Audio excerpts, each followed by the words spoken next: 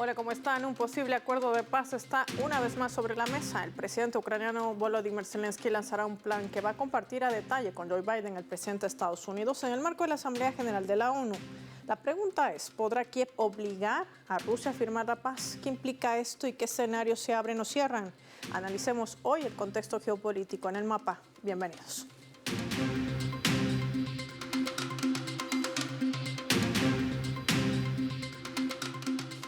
Despleguemos nuestro mapa mundi, identifiquemos datos claves para poder entender todo este panorama.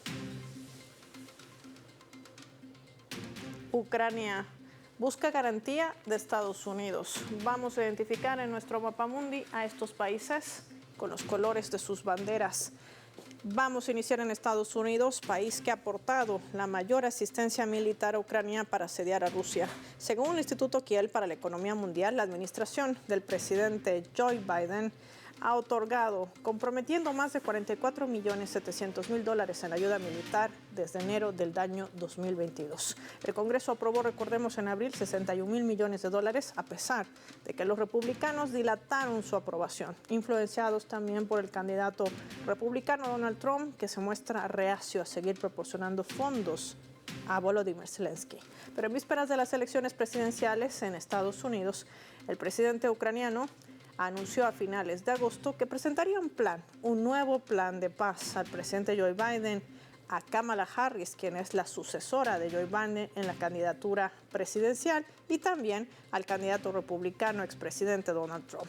Aquí hay 4 puntos que vamos a destacar. Zelensky dice que tomará en cuenta el operativo en la región rusa de Kursk, ubicado al noreste de Ucrania, que según el gobierno de Kiev impidió el avance de los rusos. Segundo, presentará la importancia de Ucrania en la infraestructura de seguridad mundial. Tercero, expondrá un paquete de condiciones para exigirle a Rusia poner fin a la guerra. Cuarto, un plan económico del cual no se ha dado todavía mayores detalles. Eso es lo que forma parte de su nuevo plan de paz. ¿Qué representa esto? Lo vemos graficado. No es la primera vez, hay que decir, que Zelensky habla de paz. Rusia no tiene credibilidad, así lo ha calificado al mandatario ucraniano, por obedecer directamente los planes de la OTAN. Esa es la reacción rusa. Desde el gobierno de Vladimir Putin vienen respondiéndose bajo esta misma línea, requisitos para esas negociaciones. Además, denuncian que el gobierno de Ucrania le ha llevado la tensión al límite. Incursiones en la región de Kursk son actos que aumentan esta bandera roja hasta el límite, declaraba también el portavoz del Kremlin, Dmitry Peskov. Moscú asegura que el ejército ruso continuará su operación militar especial hasta lograr todos sus objetivos. 2 de ellos, la desnazificación y también la desmilitarización. De esto y más hablamos con nuestros invitados. Nos acompaña en directo analista, experta en geopolítica desde España, además escritora, Sara Rosenberg con nosotros. Sara, qué placer tenerte en el mapa. Gracias por tu tiempo para Telesur. Ustedes, bien, buenos días. Sara, buenas tardes. Gracias por atender nuestra llamada. Es importante entender esto en contexto geopolítico. ¿Realmente Ucrania está en condiciones políticas y militares para obligar a Rusia a firmar la paz? Bueno, en primer lugar, no deberíamos hablar de Ucrania como algo autónomo, porque Ucrania ya, en primer lugar, si lo miramos claramente, desde marzo de este año ya no tiene ni presidente, porque Zelensky no es ni siquiera un presidente electo. Ha cumplido su mandato y debería haber llamado a elecciones, cosa que no hizo. En segundo lugar, Ucrania, tanto Ucrania como el ente sionista de Israel, sabemos y debemos definirlas claramente como 2 puntas de lanza de la OTAN, de la Unión Europea y de las políticas guerreristas que llevan adelante en contra de la humanidad. Creo que una vez que abrimos ese campo y nos damos cuenta cómo estos títeres están dirigiendo la muerte más que otra cosa, en contra de sus propios pueblos, en contra de sus vecinos, en contra del mundo entero y de la humanidad, ahí se nos aclaran un poco las cosas. No podemos olvidar que Zelensky es producto del nazismo, apoyado desde el golpe de Maidán en 2014 ya por la señora Nuland y por todo un proceso de nazificación que viene de muy larga data en Ucrania. y que han estado acosando y acorralando las fronteras de Rusia, porque esa es la política que lleva adelante Estados Unidos, hegemonizando a la OTAN con sus súbditos obedientes que son hoy la Unión Europea.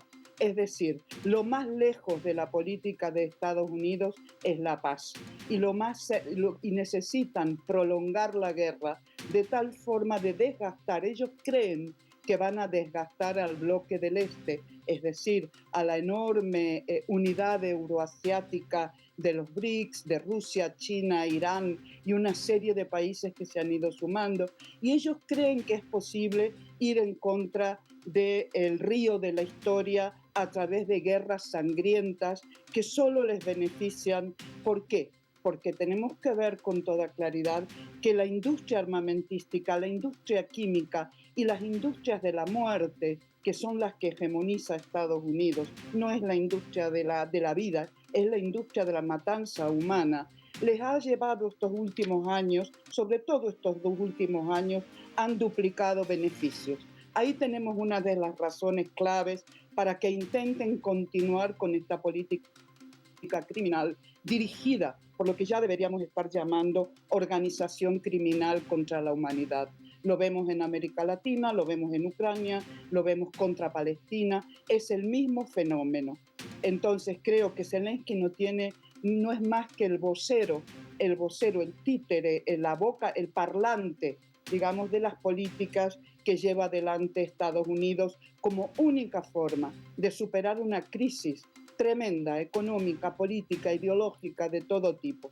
No resulta raro pensar que escuchaba hace 2 días un discurso terrible de la supuesta candidata Kamala Harris y como programa de partido, esto es muy grave, dice ella, nosotros como programa es crear el ejército más mortífero y letal del mundo. Si eso es un programa político, pues bueno, acá apaga y vámonos, porque realmente no es un programa político muy peligroso, es un programa absolutamente deshumanizado y es un programa político que tanto Zelensky como Netanyahu, como todos sus títeres, cumplen a rajatabla. Creo que esa tiene que ser la visión ampliada para entender que Zelensky no tiene absolutamente ningún poder más que la máquina de dólares que le van mandando a sus cuentas privadas y esa capacidad terrible de ser un criminal de guerra. Un punto clave que pone Sara Rosenberg: hay una guerra imperialista a escala global y Rusia no es la excepción ni el resto del mundo.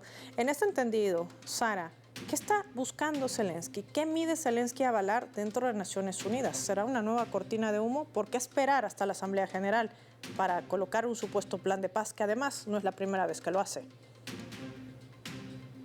Recordamos ya, ha habido muchos...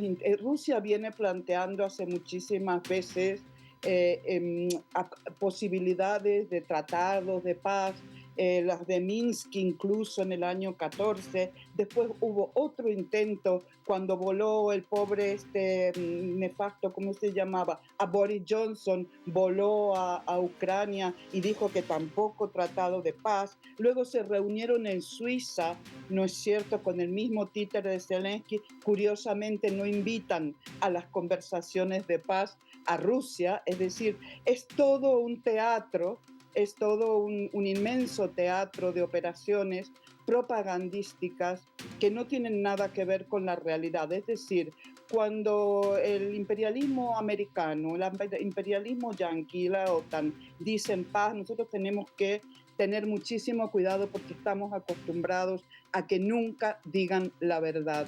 Todo lo que expresan realmente es contrario a lo que dicen. Todo lo que hacen es contrario a lo que dicen. No podemos creerles. Los intentos de paz han sido múltiples y siempre se han tirado abajo por XX motivo, sin ninguna razón. Creo que esto vuelve a ser una cortina de humo. Creo que Rusia ha ganado militarmente esta guerra con muchísimo dolor, con muchísimas bajas, con muchísimo esfuerzo y con todo lo tremendo que puede significar una guerra.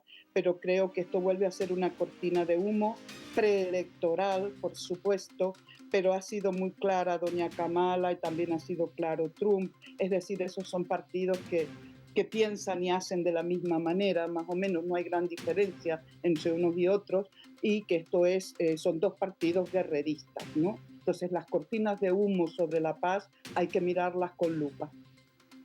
Mirarlo con lupa, sobre todo que pone también una vez más en tela de juicio a este mecanismo multilateral como es Naciones Unidas. ¿De qué sirve, qué frena, qué hace? Y sobre todo, ¿qué paraguas de impunidad sigue levantando? Sara Rosever, como siempre, gracias por su tiempo y análisis. Para el mapa, marquemos una pausa revisando nuestra escala.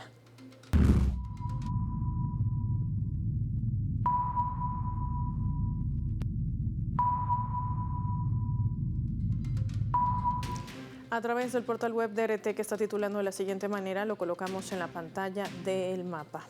Harris se refiere a la vicepresidenta de Estados Unidos, actual candidata demócrata. Podría prohibir X en Estados Unidos si llega al poder, advierte Elon Musk. Las autoridades estadounidenses podrían prohibir la red social X si la demócrata Kamala Harris es elegida presidenta de Estados Unidos, lo advierte el magnate Elon Musk. El empresario y propietario de esta plataforma expresó de manera pública su preocupación por la libertad de expresión en el país norteamericano, con las elecciones presidenciales como un telón de fondo. Los ataques de este año a la libertad de expresión no tienen precedentes en el siglo XXI. Ocurrirá también en Estados Unidos si Kamala llega al poder.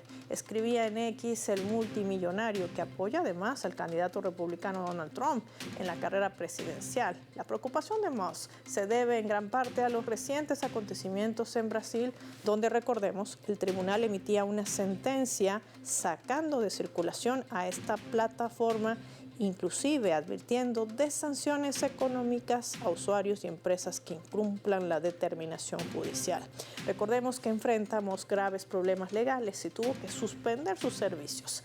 El 17 de agosto, X cerró también su oficina en el país suramericano, que con más de 212 millones de habitantes es uno de sus mercados más importantes. La restricción de la plataforma estará vigente hasta que pague las multas por incumplimiento de órdenes judiciales y designe un representante legal en territorio brasileño.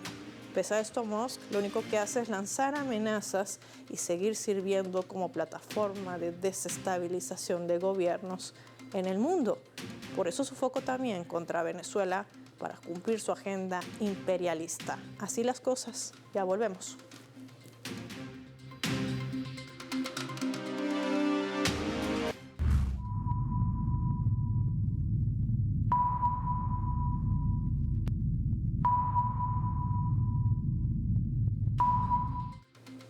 Vamos a sumar otro elemento también para el análisis a través de la fotografía. Los gobiernos de Rusia y Mongolia han firmado numerosos acuerdos bilaterales en diferentes áreas. En la reciente visita de Vladimir Putin al país, el presidente de Mongolia declaraba que Rusia es uno de los principales socios comerciales de esta nación. Además, es un gran líder, decía, para garantizar la paz, seguridad y prosperidad, esos tres ejes para toda la humanidad. Por su parte, el presidente ruso también elogiaba el desarrollo de las relaciones entre Moscú y Ulan Bator, afirmando que entre la amplia gama de cuestiones abordadas durante las conversaciones se prestó mucha atención, escuche bien, al establecimiento de vínculos comerciales y de inversión mutua, todas estas beneficiosas, debido a que el gobierno de Ucrania amenazó a Mongolia con consecuencias por no detener al presidente de Rusia y entregarlo a la Corte Penal Internacional.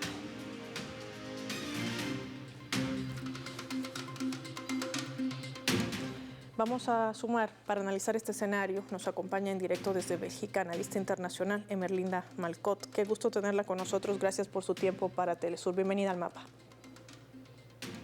Gracias por la invitación.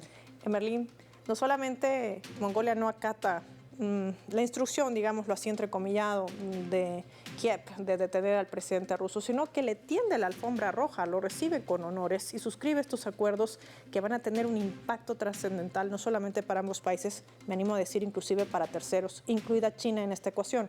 ¿Qué representa esto? Representa buena diplomacia.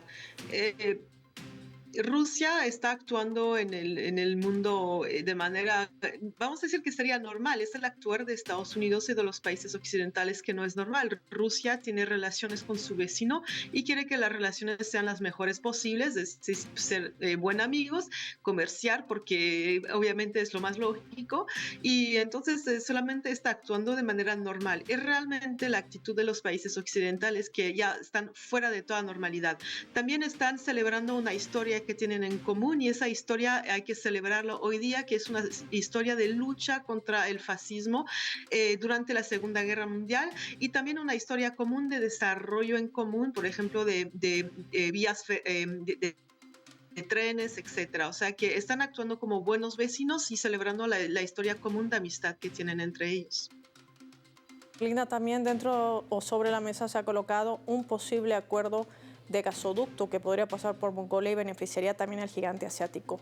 Aunque esto está en análisis, ¿qué impacto podría tener? El impacto que puede tener es que la gente que actúa teniendo relaciones bilaterales normales con Rusia se pueden desarrollar. Lo que estamos viendo es que los países como los países europeos, que también son vecinos de Rusia, de una cierta forma europea, es la península de Asia y la península de Rusia, ¿no? Son países continentes y ellos se niegan en tener relaciones comerciales y de amistad con Rusia cuando es la lógica. Entonces vemos que los países que aceptan y desarrollar su soberanía, porque claro, es difícil con Estados Unidos que presiona a todo el mundo y los países que van por esa ruta, pues van desarrollando y van creciendo. Al contrario, los países como los países europeos que están del otro lado de Rusia en el mismo continente y que se niegan en tener relaciones de amistad y de comercio con Rusia, van poco a poco salirse del escenario internacional y salirse de una vía de desarrollo. Entonces, es todo beneficio para Mongolia, pero es también como lo decía, una actitud muy lógica y es muy raro que hoy día esta actitud lógica nos parezca extraña. Y esto también puede quizás desnudar esa mirada de que esas imposiciones, ese chantaje que vienen desde Estados Unidos ya no le funcionan como en siglos pasados. Emerlinda, te propongo revisar nuestra leyenda para analizar el siguiente escenario.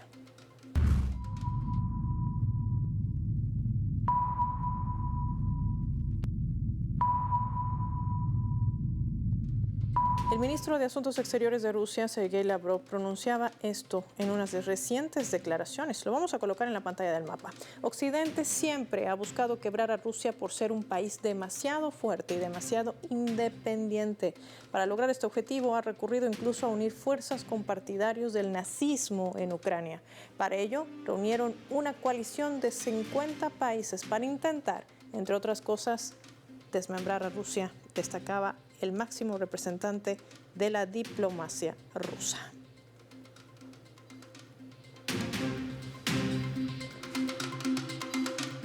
Emerlinda, enfrentar al nazismo que tiene la misma cara que el fascismo y con ello quizás son palabras claves para entender a lo que se enfrenta no solamente Rusia con la crisis en Ucrania al este de Europa, sino también el resto del mundo.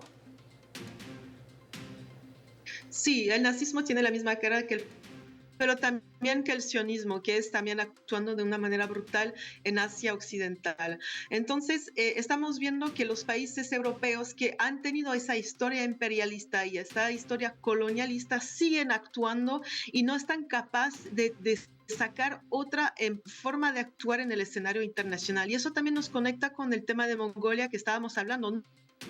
No saben tener amistad con Rusia, lo único que saben es tener relaciones de poder, es tratar de destruir lo que les parece una potencia, una amenaza porque es potente, pero podemos tener potencias al lado una de la otra. Estamos viendo, por ejemplo, que China y Rusia están teniendo relaciones de amistad, aunque son dos potencias. Estamos viendo el mundo multipolar desarrollarse en esta base que pueden haber varias potencias y que pueden actuar de manera con amistad. Europa no es capaz de esto y Estados Unidos tampoco. Occidente se ha creado en una historia de violencia, de expropiación y de colonización y nunca ha aprendido a tener un desarrollo propio y por eso está temiendo al desarrollo de Rusia porque Europa como colonialista solamente se desarrolla aprovechando de los otros países, dominando los otros países y saqueando los otros países. Entonces, para saquear, dominar, colonizar, necesita el fascismo, el sionismo, el nazismo, etc. Es por eso que desarrolla estas formas de dominación.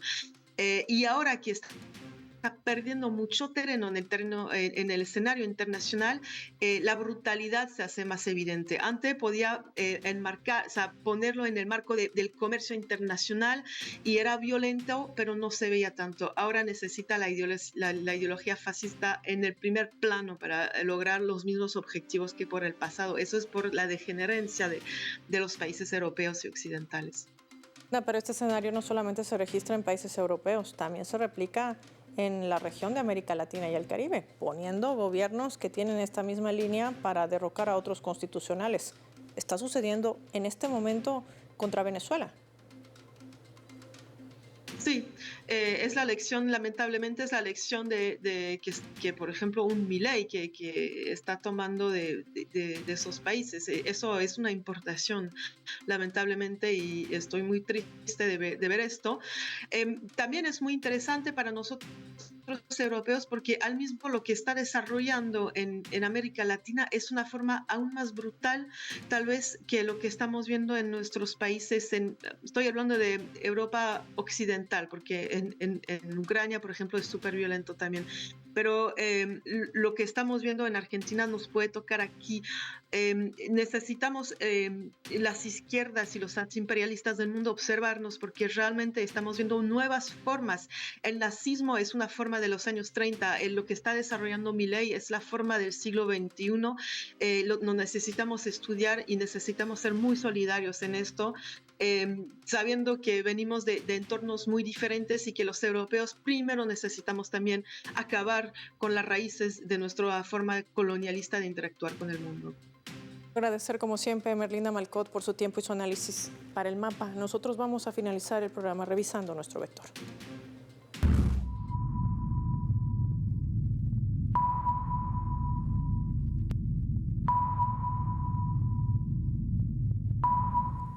Nuestro radar en el mapa hoy nos refleja las 3 claves para poder entender este tema. 1. Paz. Y lo último en lo que piensa Zelensky, a Estados Unidos no le interesa que el conflicto desatado termine. Esto le permite accionar contra Rusia y al mismo tiempo contra China, camuflando su confrontación con otros países. Es un pretexto perfecto para imprimir más sanciones por el mundo para quienes apoyan a Rusia. Seamos claros, Zelensky no tiene la capacidad ni política, menos militar, para obligar a Rusia a firmar la paz. Solo teme que llegue Trump al poder y se le acabe el sostén a su estado fallido. 2. Presión. Ni toda la presión que ejerce Estados Unidos a través de Kiev tendrá eco para que gobiernos en el mundo ejecuten la detención de la Corte Penal Internacional contra Putin. Mongolia no solo ha hecho caso omiso, es más, le ha tendido la alfombra roja al presidente ruso, alcanzando relaciones de nivel de asociación estratégica integral. Ampliando la cooperación, se implementará también el proyecto de gasoducto de Rusia a China a través de Mongolia, que hasta ahora está en evaluación de expertos estatales. Y Rusia está abierta inclusive a proyectos nucleares de carácter pacífico con Mongolia. Así se avanza en la construcción de este mundo multipolar. 3. Nazismo. Rusia no enfrenta sola la batalla para erradicar el nazismo en Ucrania. Lo hacen casi todos los pueblos del mundo, fascistas que hoy disfrazados de libertarios llegan al poder para destruir las conquistas sociales, instaurar el odio, derrocar a gobiernos a través de golpes de Estado para apropiarse de sus recursos estratégicos. Para ello siguen golpeando la integración y lo hacen de la mano de los dueños de estas plataformas digitales con guerras cognitivas para cumplir su objetivo. El mundo debe blindarse y ya se están dando los primeros pasos. Soy Paola Pérez y nos vemos en otra edición del Mapa.